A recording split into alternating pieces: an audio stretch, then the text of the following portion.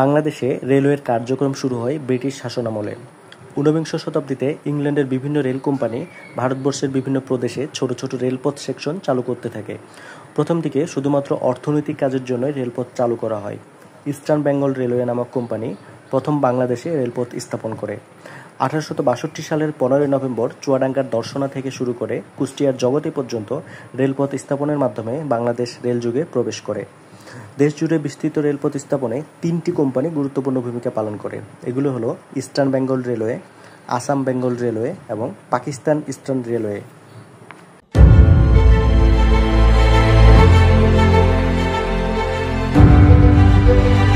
Bangladesh railway সরকারি মালিকানা ও সরকার কর্তৃক পরিচালিত দেশের একটি মুখ্য পরিবহন ব্যবস্থা।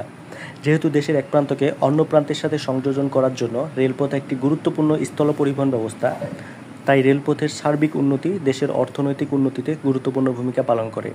কিন্তু আজকের এই অত্যাধুনিক বিলাসবহুল রেল সেবা একদিনে এ পর্যায়ে আসেনি। এর পেছনে রয়েছে ঐতিহ্য সমৃদ্ধ ইতিহাস।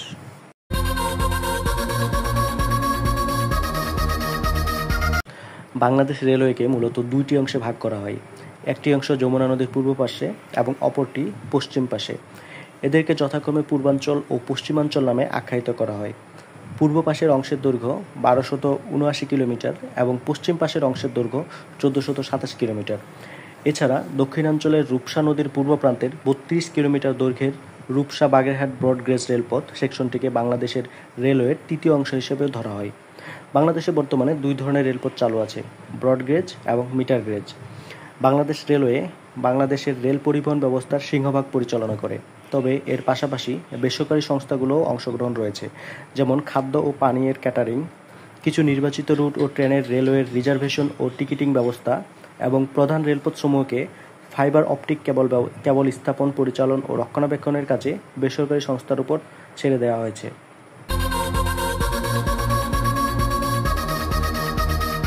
ইস্টার্ন বেঙ্গল রেলওয়ে ছিল ব্রিটিশ ভারতের প্রথম ভাগের একটি রেল কোম্পানি। এটি 1857 থেকে 1942 সাল অবধি বঙ্গ ও আসামে রেল সেবা প্রদান করত। প্রশাসনিক, সামরিক ও ব্রিটিশ বাণিজ্যের প্রসারের জন্য ব্রিটিশরা ভারতে রেল সেবা প্রচলন করেছিল। 1857 সালে লন্ডনে ইস্টার্ন বেঙ্গল রেলওয়ে নামক কোম্পানি গঠন করা হয়। বাণিজ্যিক প্রতিষ্ঠান হিসেবে শুরু থেকেই ইস্ট বেঙ্গল রেলওয়ে তার কার্যকারিতা প্রমাণ করতে সক্ষম হয়। বাংলাদেশের উল্লেখযোগ্য রেলপথ নির্মিত হয় এই কোম্পানির হাত ধরে। তাদের মধ্যে পার্বতীপুর থেকে দিনাজপুর এবং পার্বতীপুর থেকে কাউনিয়া পর্যন্ত metre gauge line, Hardy's bridge সহ ভেড়ামারা থেকে সান্তাহার পর্যন্ত মিটার গেজ লাইনকে ব্রড গেজে রূপান্তর, সান্তাহার থেকে পার্বতীপুর পর্যন্ত প্রায় 96 কিলোমিটার সেকশনটিকে মিটার গেজ থেকে ব্রড গেজে রূপান্তরিত করা, পার্বতীপুর থেকে শিলিগুড়ি পর্যন্ত প্রায় 137 কিলোমিটার মিটার গেজ লাইনকে ব্রড গেজে রূপান্তর করা, তিস্তা হতে কুড়িগ্রাম পর্যন্ত ন্যারো গেজ সেকশনটিকে মিটার গেজে রূপান্তর করা, দর্শনা পোড়াদহ সেকশনটিকে সিঙ্গেল লাইন থেকে ডাবল লাইনে উন্নীত করা, পর্যায়ক্রমে পোড়াদহ ভেড়ামারা ঈশ্বরদী এবং ঈশ্বরদী আবদুল্লাপুর সেকশনগুলোকে ডাবল লাইনে উন্নীত করার এই ইস্টার্ন বেঙ্গল রেলওয়ে কোম্পানি।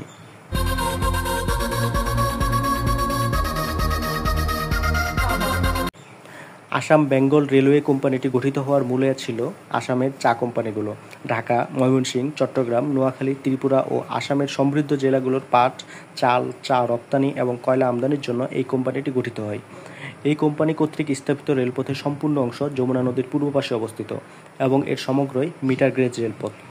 1895 সালের 1 জুলাই প্রায় 150 কিলোমিটার দীর্ঘ চট্টগ্রাম কুমিল্লা এবং 60.54 কিলোমিটার দীর্ঘ লাকসাম চাঁদপুর মিটার গেজ সেকশনটি চালু করে। 21 সালের 3 নভেম্বর চট্টগ্রাম থেকে চট্টগ্রাম বন্দর সেকশনটি চালু করা হয়।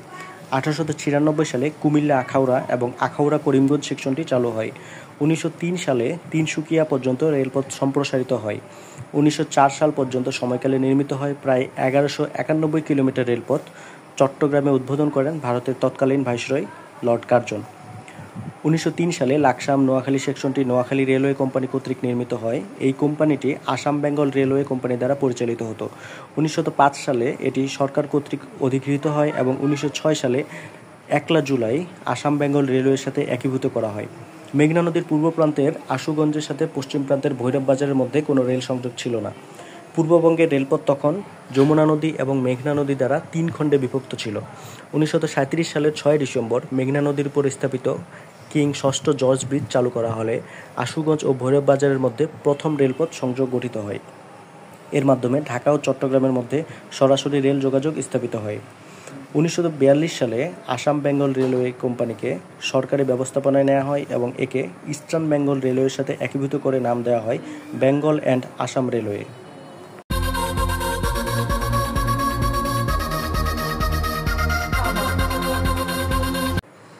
1947 সালের 14 আগস্ট ভারত বিভক্তির পর বেঙ্গল আসাম রেলওয়ে পাকিস্তান এবং ভারতের মধ্যে বিভক্ত হয়ে যায়। পূর্ব বাংলা তথা পূর্ব পাকিস্তান উত্তরাধিকার সূত্রে পায় 2606.59 কিলোমিটার রেললাইন এবং তা ইস্টার্ন বেঙ্গল রেলওয়ে বা ইবিআর নামে পরিচিত হয়। ইবিআর প্রায় 500 কিলোমিটার ব্রডগেজ এবং 2100 কিলোমিটার মিটার গেজ লাইন। দেশ বিভাগের পরপরই সঙ্গত কারণে শহীদপুর কারখানায় ব্রডগেজ রেল ইঞ্জিন ও যানবাহন মেরামতের সুযোগ সৃষ্টি করা হয়েছিল। দর্শনা থেকে যশোর পর্যন্ত রেল যোগাযোগবিহীন এলাকায় 69.23 কিলোমিটার একটি অসংযুক্ত ব্রডগেজ লাইন দ্রুত নির্মাণ করে জনগণের জন্য উন্মুক্ত করা হয়। রেলওয়ে ট্র্যাকের প্রয়োজনীয় পাথর সরবরাহ করার জন্য সিলেট ছাতক লাইনে 33.8 কিলোমিটার রেলপথ উন্মুক্ত করা হয়। ভোলাগঞ্জের নদীবক্ষ থেকে ছাতক পর্যন্ত সংগৃহীত শিলা ও নুড়িপাথর সরবরাহের জন্য 18.51 কিলোমিটার মনোরেলপথ স্থাপন সক্রিয় করা হয়। এই ব্যবস্থায় ঘন্টায় 60 টন পাথর বহন করা সম্ভব হয়। 1970 সাল নাগাদ Rupsa Bagerhat narrow gauge rail লাইনকে ব্রড গেজে রূপান্তর করা হয়।